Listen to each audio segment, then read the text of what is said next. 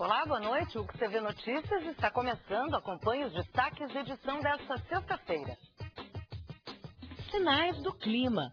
Qual a relação entre o fenômeno dos terremotos e o tempo?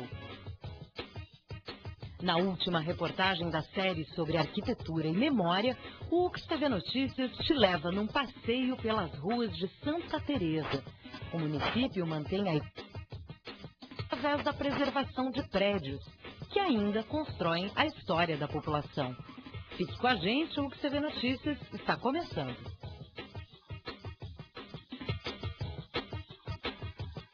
Pesquisa na Essência. O Instituto de Biotecnologia da Universidade de Caxias do Sul está realizando a extração do óleo de poejo do campo, uma espécie nativa da região sul do Brasil.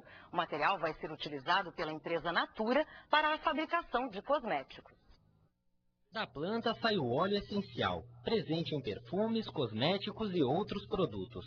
O método utilizado para extrair o óleo da planta é o arraste por vapor d'água, técnica de destilação usada por chineses e hindus há mais de 2000 anos antes de Cristo. Os óleos essenciais são compostos químicos, que a planta produz, essas plantas aromáticas que têm cheiro, produzem e armazenam nas suas folhas, nas suas flores, e eles são extraídos por um processo, aqui no caso o processo de arraste a vapor, e são utilizados para uma infinidade de produtos de limpeza, indústria de alimento e a indústria cosmética. Se injeta uma corrente de vapor diretamente na planta, e esse vapor arrasta a parte volátil, que é o óleo essencial, que depois será condensado e transformado em líquido novamente, é claro, condensação, E é feita a separação depois por decantação do óleo, que é mais leve, ele fica sobrenadando. Processo que aqui no Laboratório de Óleos Essenciais do Instituto de Biotecnologia da UX é realizado há 15 anos.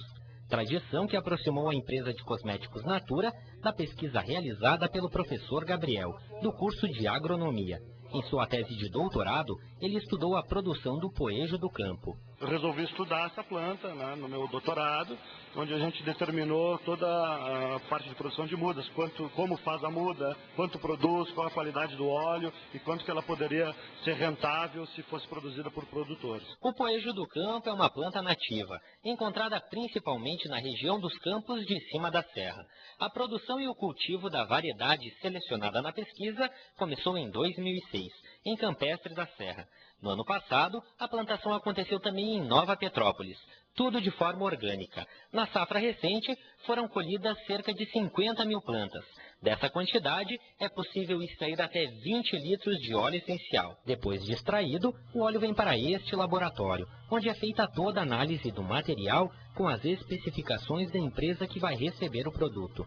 Gabriel ressalta a importância do estudo sair do plano do papel para a realidade do setor produtivo. Ele é um projeto muito complexo, mas muito importante, porque a gente consegue transferir os trabalhos acadêmicos que são desenvolvidos aqui dentro da universidade para o setor produtivo, pequenos produtores, agricultura familiar, cultivo orgânico, e por trás disso uma grande empresa, uma empresa do porte da Natura, que garante a comercialização desse produto. Fazer essa extração, já ter a venda do óleo, ter esse convênio, eu acho que é muito importante.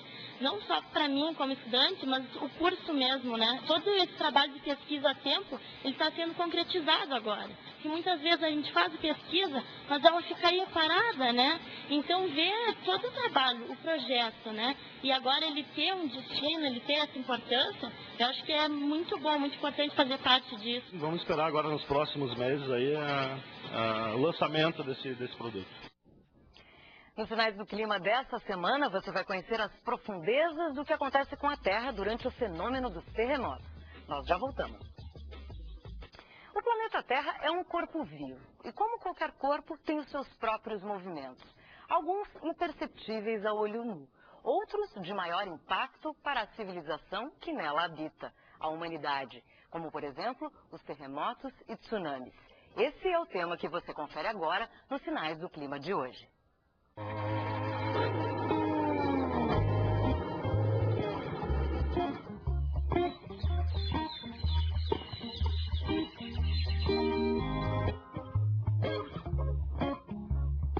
O terremoto de magnitude 9 que atingiu o Japão no último dia 14, seguido de uma tsunami que varreu a costa nordeste do país, deixou um número de mortos que ultrapassa os 10 mil.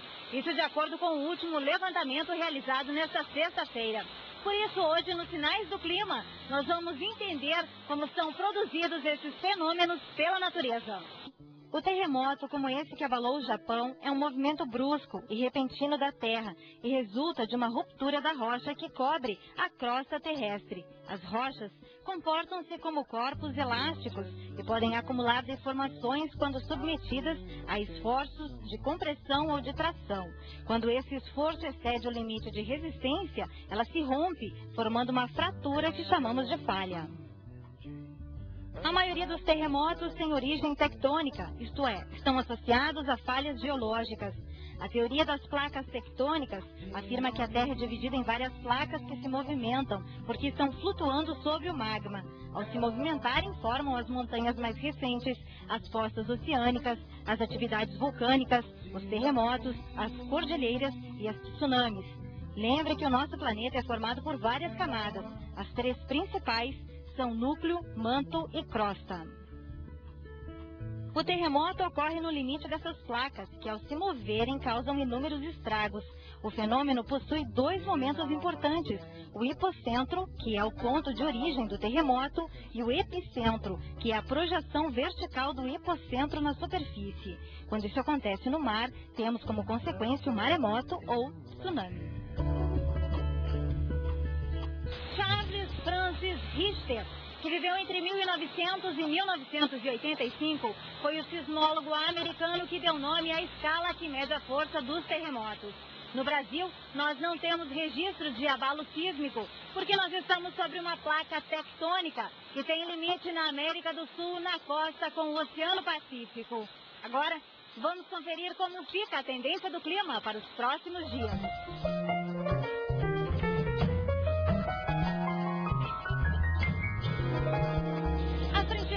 Permanece estacionada sobre o Rio Grande do Sul. Por isso, a perspectiva para os próximos dias é de mais chuva. E a instabilidade deve se intensificar com o início da semana, por causa da entrada de uma nova massa de ar frio. A mínima para Caxias do Sul neste fim de semana deve ser de 16 graus. E a máxima em Canela deve atingir os 25. E até que ponto todas essas transformações geológicas que a gente acompanhou na reportagem anterior estão relacionadas ao clima? É isso que a gente vai conversar agora com o professor e geógrafo, professor aqui da Universidade de Caxias do Sul, Ciclério Ahlert. Obrigada pela sua presença aqui nos estúdios da UFCV, professor, para prestar esclarecimento sobre esse assunto que eu acho que mexe muito com os ânimos, especialmente pelo que aconteceu com o Japão tão recentemente. Mas a gente está ficando até acostumado a ver esse tipo de fenômeno acontecer com mais frequência, né? A minha pergunta é, essa questão do efeito estufa, do aquecimento global, ela tem ligação direta com uma aceleração do processo geológico da Terra que leva a acontecer maior frequência os terremotos? Boa noite. Eu acredito que não. Não há qualquer evidência que relacione o processo atmosférico com o processo tectônico global. A relação que as pessoas estabelecem e com uma certa consciência até, no contexto da catástrofe, ou seja, tanto o clima tem feito muitas catástrofes, tem causado tragédias, como também o terremoto. Então o pessoal tende a fazer essa associação pela consequência.